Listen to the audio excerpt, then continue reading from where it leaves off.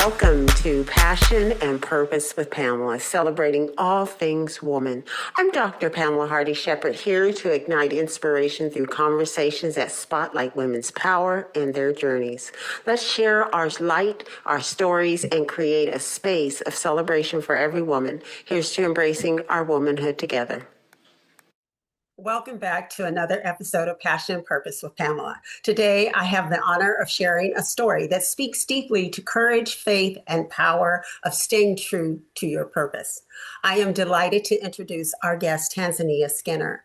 Tanzania is a proud San Diego native who has carried a heart of service her entire life. She began her academic journey at Hampton University, earning her bachelor's degree in mathematics, and then boldly pursued her dream of becoming a physician at the American University at Antigua College of Medicine. Although her path took an unexpected turn, Tanzania stayed true and it stayed rooted in her faith and open to God's direction. That pivotal moment led her toward a calling she had not originally planned, but was perfectly aligned with her purpose. She went on to earn her MBA in healthcare and later her master's in nursing from Johns Hopkins University, where she also commissioned as a second lieutenant in the United States Army Nurse Corps. Today, she serves with compassion and strength as both a nurse and an Army officer, demonstrating what it means to lead with heart. Tanzania's journey is a beautiful reminder that detours are not delays, they are divine redirection. Her life stands as a powerful testament to trusting God's timing, embracing change, and walking boldly into the purpose prepared for her. Please join me in welcoming the remarkable Tanzania Skinner to the podcast. I've already introduced you, Tanzania, and so if you would tell the audience just a little bit about yourself, that would help us a great deal. Absolutely. So my name is Tanzania, and I'm from San Diego, California, the best state. I'm being biased. So I grew up in San Diego all my life, and I actually, ironically, attended a college all the way across the other side of the country. So when I graduated from Still Canyon High School, I went to Hampton University and I majored in biology. That's what I first majored in. Initially, my goal was to become a physician. I've always, from kindergarten, every single step of the way, I just had this goal of wanting to be a doctor so bad.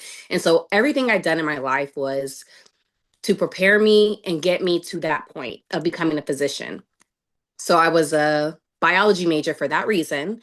And I didn't know that you needed to be a biology major in order to go to medical school. So, one of my teachers, my math teachers, he actually asked me, "Why are you a biology major?" I said, "Don't you have to be to go to medical school?" And he said, "You have such a talent for mathematics, and it honestly will help your GPA a lot better," because I was doing much better in mathematic classes than biology. So I ended up switching my major. And once I graduated with my mathematics degree from Hampton, I went to medical school for 2 years out the country at American University of Antigua College of Medicine. And I'm sure we'll dive into that a little bit more, how my journey transitioned from medicine into nursing. And simultaneously, while I was in med school, I started an online master's degree program for business. And so I have my MBA. And when I went back home after I left med school, I was just working, trying to figure out what was next for me, what was my path, and that led me towards nursing. So in 2019, I attended Johns Hopkins University School of Medicine, and I graduated in 2021. And simultaneously, while I was in nursing school, I started the ROTC program at Johns Hopkins and commissioned as a second lieutenant in the United States Army Reserve. So I'm currently living in Houston with my husband, Darren Skinner, and my 1-year-old daughter, Melody Skinner. And I'm so happy and excited to be on my very first podcast. So, oh my gosh, you're saying, oh my goodness, what you have accomplished in such a short period of time. It seems, and I'm listening to you and I was like, how on earth? Only by God, I'm telling you. And so I want to kind of go back about yes. are a San Diego native. And what in San Diego at that time inspired you to be service oriented? What is your background that helped you to be service oriented? Can you explain that, please? I honestly think a bit of it is just my personality. I truly am an empath. And for those who do not know what that is, you really absorb what other people are feeling. And so I feel that characteristic is the perfect characteristic to have in healthcare. Because whenever anything that revolves around healthcare, people think of it as a bad thing. You're getting a diagnosis, you're sick, you're in the hospital, it's depressing. And it's not a very good time in your life or your family's life. So the personality that I have, which I thank God for, because it takes a lot to really be there for someone during that time in their life.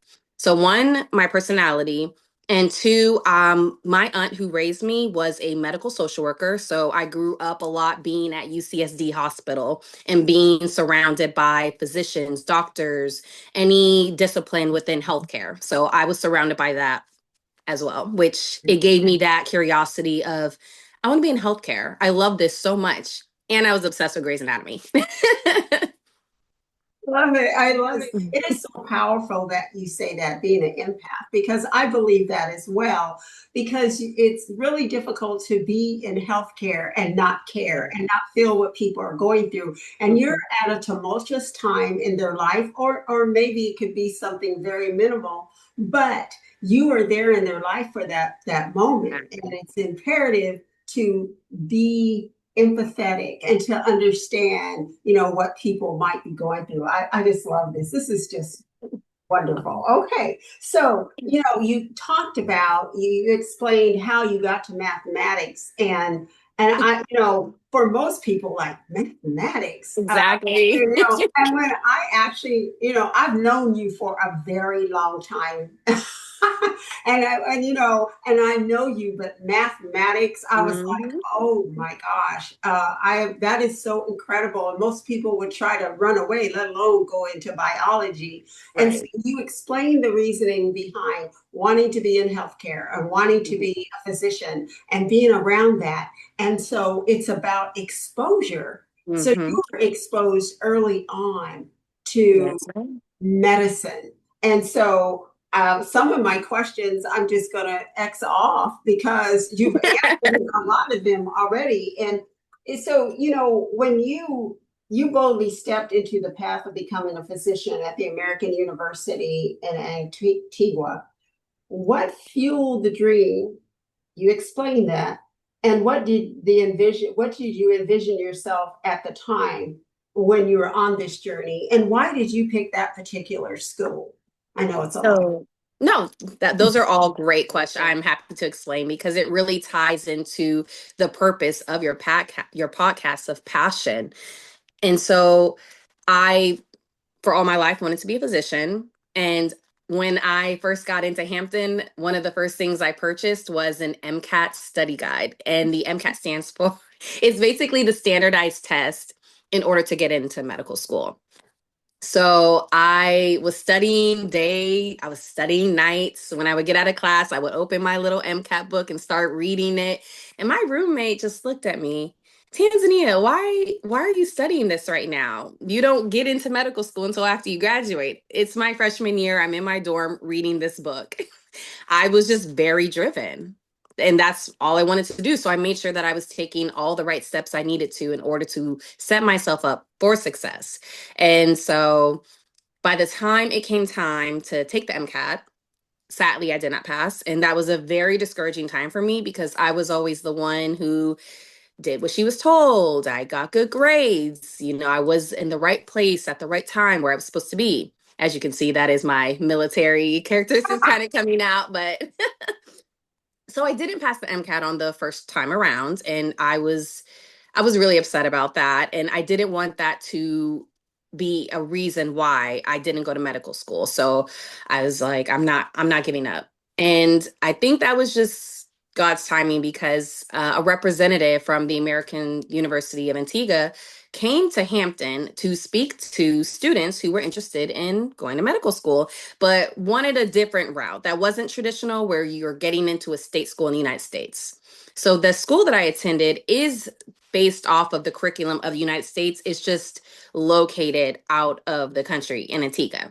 And I just thought it was the best opportunity that came my way at the time, because they didn't look at my MCAT score and think she's not competent to be a physician because of these scores. Well, let's look at other things. I graduated from Hampton with a 3.8 GPA. That's pretty good. So with that, on top of my extracurricular activities and the internships that I had during the time, I was able to get in. And I stayed there for 2 years before I ended up leaving. And I'm sure we'll get more into Yeah. that. Well, why don't we answer We that? kind of flow into it. Yes, yes. Mhm. So I was super excited and blessed at the opportunity to move out the country and experience something new for quite some time. And the way that the school is set up, you have different semesters. So semester 1, semester 2, which consisted of year 1, and semester 3, semester 4, which consisted of year 2. So you would spend 2 years on the island doing the didactic work, and then you would do clinicals years 3 and 4 in the States, wherever you get placed. So after I finished Med 1, I did not pass one class, but I think I got maybe a 70 something percent. And you needed, no. I forgot what I got. But regardless, you needed a certain percentage to pass in order to move on to the next med. And I was just shy away by a few points in one of those classes. Oh, wow. So, yes. So I had to repeat the semester, which I wasn't happy about, but as determined as I was, I said, okay, nothing's going to stop me. I'm about to repeat this entire semester. And that includes the classes that you passed. So you have to repeat everything, even if you don't pass one class. Yes. And so during that next semester, I repeated Med 1, I passed, and then I moved on to Med 2.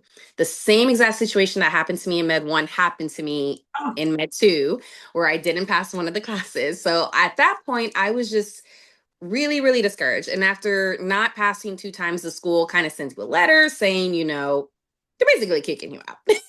So mhm. during that time, I ended up going back home. I was just trying to figure out, what am I going to do with my life? I know I want to be a physician. It didn't work out for me here. What now? And I decided that I was going to try again.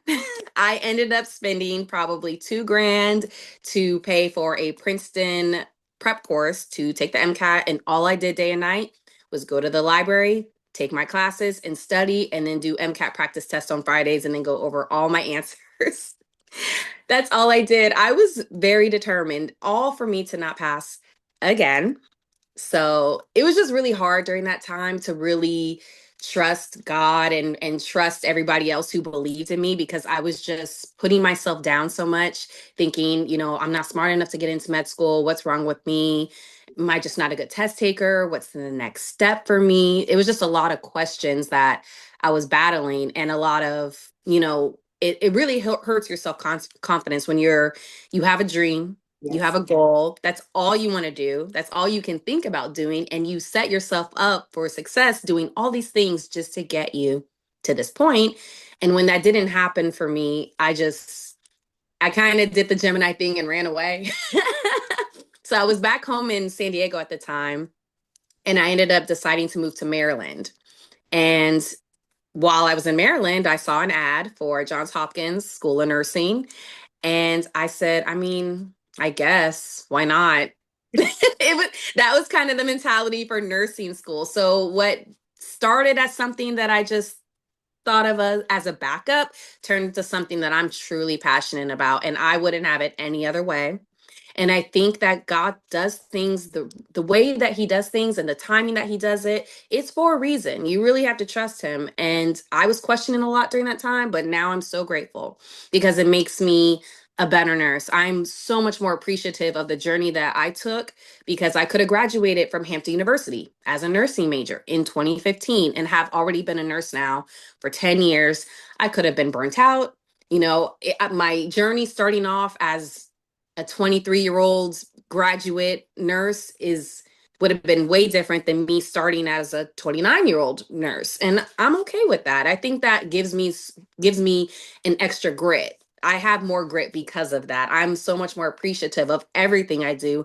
And I know that my patients see that in me. That's why they love me so much. So And you know what? I'm sitting here listening to you in awe because you just were so determined and you just said, okay, that didn't work out. And I don't see it as you ran away. You needed to do something different. I'm just looking from another yes. perspective because in a lot of our lives, things don't work out the way we think because ultimately God's got a plan for us. He does. And I'm listening to you and I'm so blown away because when I went into public health, the nurse that taught me went to Johns Hopkins and Really?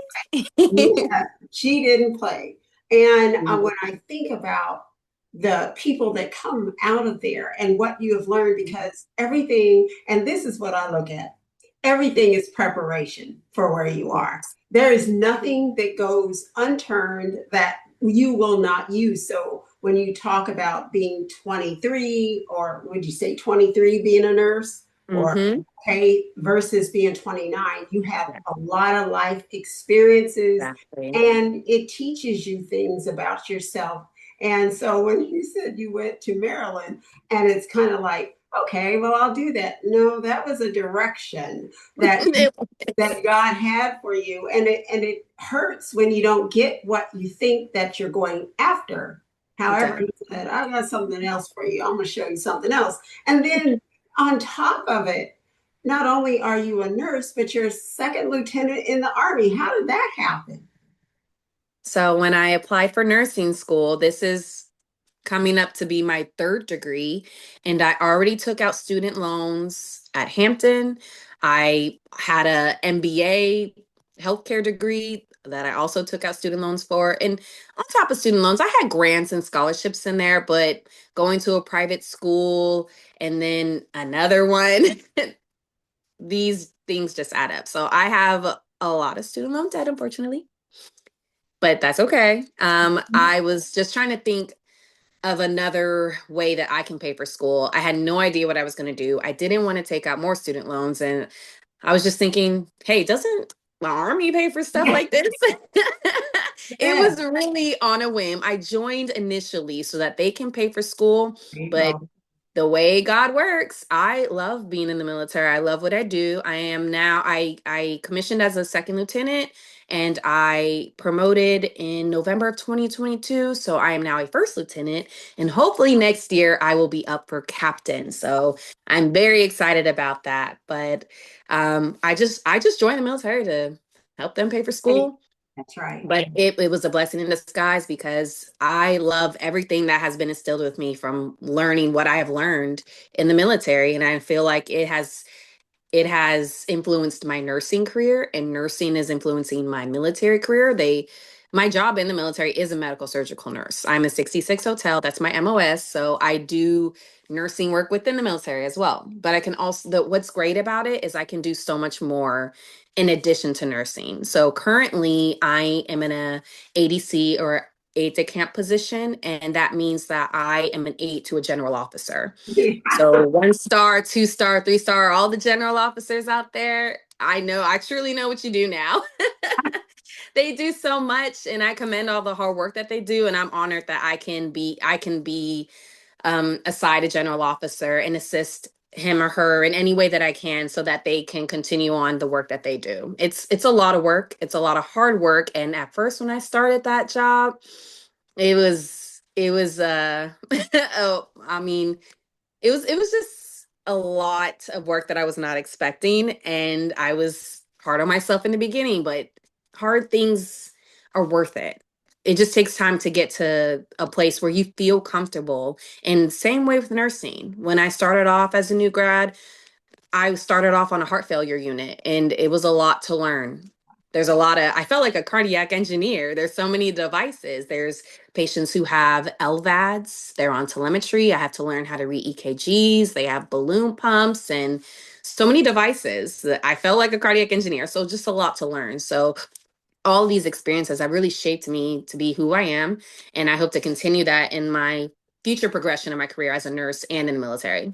Oh my goodness. I have kind of, there's so much because I want to move from there to family. But before I do, I really would like you to explain exactly beyond being a nurse you do. I had to ask my husband, is she one person that has that thing on her arm? And, and It so, depends on the awards that you're winning. Everyone will have different attire and ribbons on their chest, depending on what their awards are, what their rank is, what unit they're in. There's other factors into just how you would dress.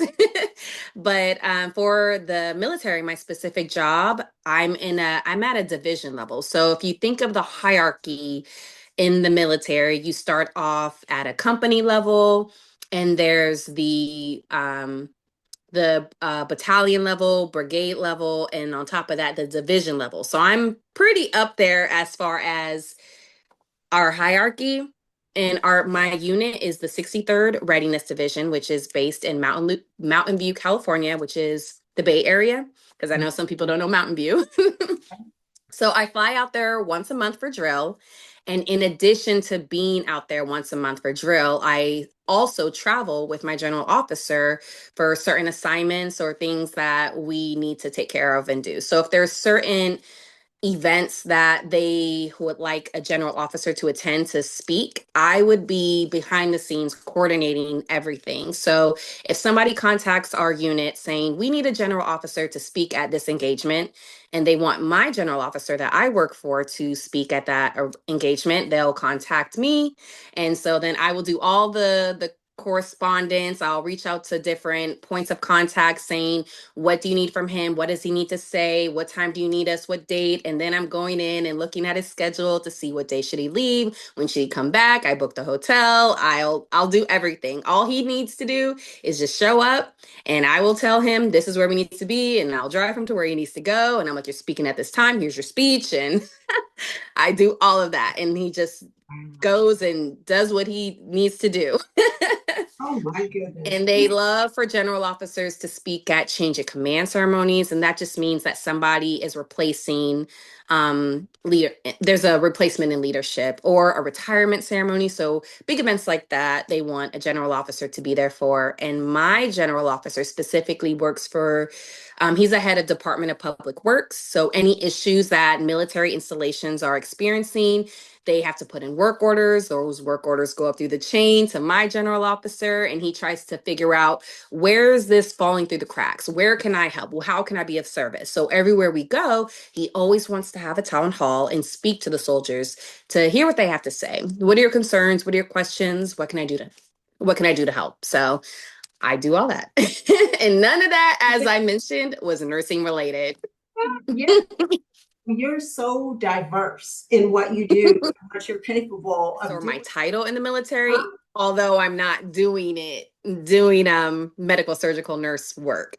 But if I am on orders for my annual training, I might work in a nurse clinic at the time, assisting soldiers who need to come in and have an assessment, or they have issues where I need to triage and provide their information to the physician to see what's going on. So I do nursing work. It just, right now, my particular assignment isn't nurse related, but I can always go on orders or pick up assignments where I can utilize my nursing skills. Oh my goodness. And now I'm going to move on because I'm like, whoa, you're married, you have a beautiful one-year-old daughter, just adorable. And how do you fit all of that in? I know your hubby is just incredible. I know Yes. Aaron is incredible. And how do you manage all that? So it truly takes a village, and I couldn't do all that I'm doing without Darren, because he's just truly supportive of everything that I want to do. There are times where I'm gone several times out of the month. So just to kind of give you a month playbook, I I will have drill once a month. So my drill might be 2 days, 3 days, 4 days, and I'll have to fly out to California for that time. And if drill is 4 days, I need to be there the day before so I can arrive on time early in the morning that first day. So that's an extra day added to time I'm away from family. So I'll tell Darren, hey, I have drill from these days. I'm going to be gone. So that way he can prepare and make sure that he can either be home on a certain day or leave work a certain day to help with Melly. And his mom also lives here. So she moved here and she has been wonderful in helping watch Melly while we're at work. And some days we put her in daycare so she can have that socialization with other children. So I'll be gone for a couple days. And then sometimes we get orders where it's kind of a last minute thing. So they might have a general officer may have pulled out of an engagement and they'll reach out to mine and say, is he available? And if he says yes, then I kind of have to get everything ready and we might have to fly somewhere else for an event. And so then I'm gone again. Wow. So I'm gone quite often. And if Darren wasn't supportive of my military dreams, if he wasn't supportive of my nursing goals and my nursing dreams, I wouldn't be able to do all this. So I'm just very grateful for him, and I'm grateful for his mom for her help as well, for the times that she does watch Melly, and it takes a village. It really does. And Mhm. you touch on so much, and this is powerful because, I'm just sitting here as an older individual, and I'm just sitting here in awe of who you are and what you bring to the table and how blessed you are. And if you had to say to anybody who is struggling and they don't know exactly what they want to do, what would you say to them? What would you tell them? So believe it or not, after everything that you heard, I feel like I'm in a place where I'm struggling, surprisingly. So this is advice that I'm taking for myself, and that is to really just whatever's going on in your life right now at this time, do what you can to make it work now. Because right now I feel like I'm in a place where I'm stuck.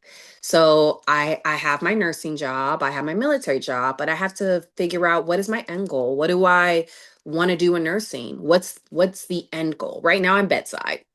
Most nurses don't want to be bedside forever, and I commend the nurses that are bedside because we need you and we appreciate you. But there's nurses who want to be in leadership roles, and that's where I'm trying to get to. And because I'm such a goal-oriented person, whenever I'm not at that place I want to be, then I'm just in the middle feeling stuck, like, okay, what do I do now? How do I get there? Honestly, at work today, I was just thinking about how do I get to where I want to be in nursing? So what I recommend is just to really be thankful for all the accomplishments. Just sitting here on this podcast today, I feel blessed. You just really highlighting all my accomplishments, and then I sit there and I kind of downplay it, like, well, I'm not where I want to be. So I'm going to take my own advice, and the advice I give to other people is just be grateful for everything that you have done, and use that and that fuel to motivate you to be better, and just never give up. Continue being driven, continue being motivated, and really appreciate those that you have in your corner. And don't be afraid to ask for help. I Ask for love help. it. Oh my You goodness. won't get it if you don't ask. That's true. A closed mouth does not get fed. And Exactly. unfortunately, a lot of times as women, we think we can do it all, and we cannot. We need, like you said, the village. The village will help Mhm. us. And it doesn't mean that they're going to do everything. And I love the fact that you're asking yourself, what is your end goal? Because Yeah. many times we Mhm. go through life and we're just pedaling, going our way. And like, what is the end goal? Well, and honestly, I can say I never thought this would be part of my end goal in retirement, but this is what God has me doing because I believe there are women just like you Mhm. that have so much that we can impart to other women, Yes. young, old, middle aged, young women in their 20s, their 30s, and 40s, and beyond. Because many times we don't hear what we're saying to ourselves and we're not looking at what we've Right. accomplished. And you said that. And it's like, I have accomplished a lot. God has taken me a long way in such a short period of time because I'm blown away. I am blown away because when we're in it, we do so much And then we move Right. on to the next thing and we forget Mhm. about that. And sometimes it's good to kind of peruse back and see the journey that you've It taken. truly is. It really is. And I'm so, oh my gosh, I have goose pimples, Tanzania. I do. I really do. Now let me see here. So when I think about, I've asked you, what advice do you have for someone facing unexpected detours? What about that? What would you tell them to do or to think Not about? have a pity party like I I love I that. mean, your pity party, don't let it last forever and really just pray about it. And that's a lot of what I did during that time because I needed God. I needed him. I needed to trust that there was more for me than what currently was happening in my life. I When I left medical school, I went back home. I got a job working at a casino at the time, just kind of waiting tables. And then I started going to community college to get those extra prerequisites that I didn't have from college to, I think it was just two classes I needed for the prerequisites to get into nursing school. So I was taking anatomy and physiology, I was working at the casino, and then I would go home and study for the MCAT because I still had medicine on my mind. So just in those times when you're feeling truly discouraged, I really recommend leaning on those people who are there for you, who are your support system. Don't feel like you have to do it alone. And a lot of that was just I kept it to myself. I wasn't really telling people a lot of what I was feeling, what I was going through. And I think most of it is because I was ashamed. I was embarrassed. I told anybody and everyone who would listen that I wanted to be a doctor, and to say this isn't going to happen for me. It was just hard to accept. And I haven't accepted it myself. So don't be discouraged. Lean on those people. And like I said, ask for help. It's okay to say, I don't know what I'm going to do. I need help. And when you say ask for help, um, what kind of help do you recommend? Is it help from family members? Is it help to get a different perspective, maybe through Mhm. therapy or something? What kind of help? So you have to first think to yourself, what is the problem that I'm facing where I feel I need help? And I feel more so it was a career path crisis that I was in. I didn't have any issues with family or relationships or anything like that. It was just me feeling guilty and being hard on myself for not making med school work. And so I didn't know what I wanted to do with my life. I had a mathematics degree, I had a healthcare MBA. I could have done more with that. But I Mhm. think when I stated that I needed guidance, more career driven guidance. And that could be from family members who are within healthcare. It could be friends who graduated from Hampton with me who were nurses. I have two line sisters that are nurses. I reached out to them, asked them questions, what nursing field are you in? Do you love it? What can I do? How do I get there? So just ask the questions pertaining to, if it's career based, then ask those questions to someone that you know is where you want to be. Wow. And you said something that we hadn't discussed. You said you had nine sisters that were nurses. And Yes. to the audience that may not know that, can you explain that? So when I went to Hampton University, the real HU, by the way, my husband went to Howard, so we have this thing going. So yes, I went to the real HU, and I crossed Sigma Gamma Rho in the fall of 2011. I have eight beautiful line sisters. So those are the women that crossed with me during that time, and two of them were nurses. And I crossed the Zeta Xi chapter. So every school has a different name of the chapter that they joined. You could have crossed at Butler University, which we were founded at. That is the Alpha chapter, or Zeta Xi, which is Hampton's chapter. So for me, there was no other organization for me. I have an amazing, beautiful grandmother who is Sigma Gamma Rho. And my wonderful auntie, Ratima Guest Smith, who crossed at San Diego State. She is Sigma Gamma Rho. So there was no other way. I am a legacy and proud of it. So I hope to continue that legacy with Melody, but that's years down the line. I just have He to will be a rower. say, this It was not planned that she would wear blue and I would wear was not not talk. And if my you scrub know, colors. I'm like the grandma over here. So it's like, it's just amazing. And Sigma Gamma Rho is a wonderful organization Yeah. that helps young women to motivate young women on a path of education, and the sisterhood is just amazing. It's just amazing. And it's just funny how God makes things work. We're both from San Diego, but we're both here in In Houston, Texas. Texas. God has a plan in that we're never alone, Mhm. that we're always in and around people that we're Right. supposed to be at that given time. I had no idea we were going to move to Texas. I None, none. So know. it's truly, truly a blessing. And it's an honor to have you on this podcast because you are able to speak to a younger audience. Most of the women, we just had a SOAR on about two podcasts ago, and Mhm. she was an operating nurse and from our chapter actually, and it's just Ooh. amazing.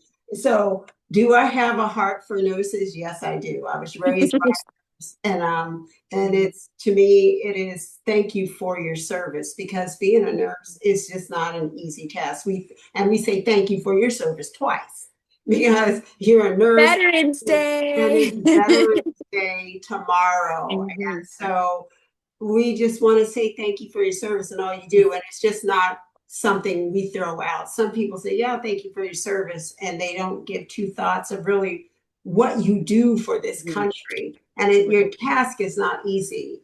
And just thank you, Tanzania. So if Take we're to that. call you, what is your second lieutenant, first lieutenant? First How lieutenant. do So when you commission, the lowest officer rank is a second lieutenant, and then you promote to first lieutenant. So that's where I'm currently at. So I got to fix that. So first lieutenant, Yes. oh my goodness, I'm so proud of you. You've accomplished much. And so if there is anything, and one thing I do want to talk about, we talked about before we end this, and I don't want you on here all night, but I just want to talk about legacy. What is the legacy that you foresee that you are leaving, Melly, or just period, to women in the military, to nurses? What is your legacy? What do you want It's to a leave? really good question. It's not something that I think about often, but once I leave this earth, I really want to leave. And there's several business ideas that I have in mind that I'm in the beginning stages and work of. As you know, I'm driven and always doing something. I don't know how to stop. So I have a couple of ideas that I have, and this is something that I 100% see coming to fruition, and I plan to leave that for Melly. And this is something that I'm leaving to all nurses. I truly am passionate about nursing. I am passionate about educating, and that's where I see myself going in the future. I want to be a nurse educator. And the business idea I have in mind will be there for future nurses to come who need resources, who need help, who just need a mentor.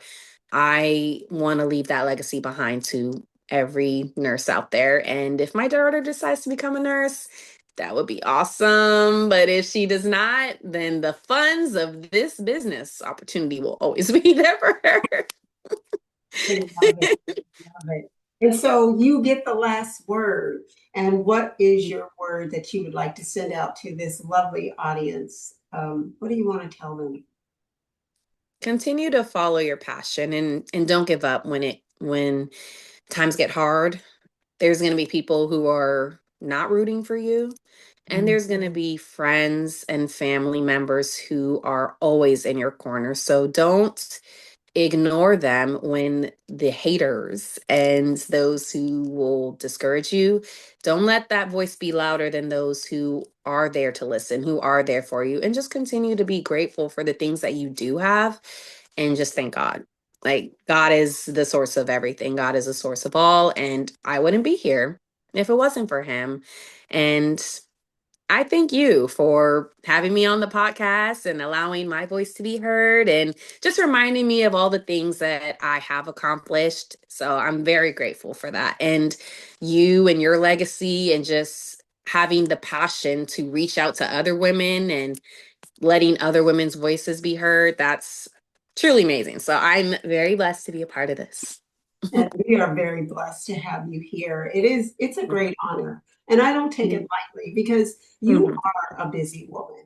You have a beautiful family. Your career is one that, like you said, at any minute you may have to go somewhere. And I'm so appreciative that you took this time and you thought enough about telling your story and Absolutely. uplifting other women. I love you. You are just incredible. Thank Darren for me and give Melly a kiss. We thank you. And anytime, we're hoping that maybe you'll come back because you have a lot to share, a lot.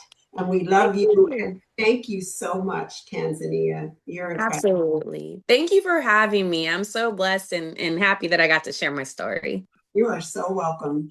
She has a whole lot more to share too. I sure do. It's the Gemini in me. People find out something new and then something else, and they're like, wait, what? It's the Gemini. So everyone, we'll see you soon. God bless you. Bye, everyone. Bye-bye. Thank you all for joining us today on Passion and Purpose. It's been wonderful to connect with you, and I hope you found our conversation as enlightening and inspiring as I have. A huge thanks to our guests who contributed to the discussion and shared their experiences and insights. Your stories are the heartbeat of this podcast, and it's a joy to explore our passions and purpose together. I'm Pamela, reminding you to live with passion and purpose. Until next time, take care and keep reaching for your dreams.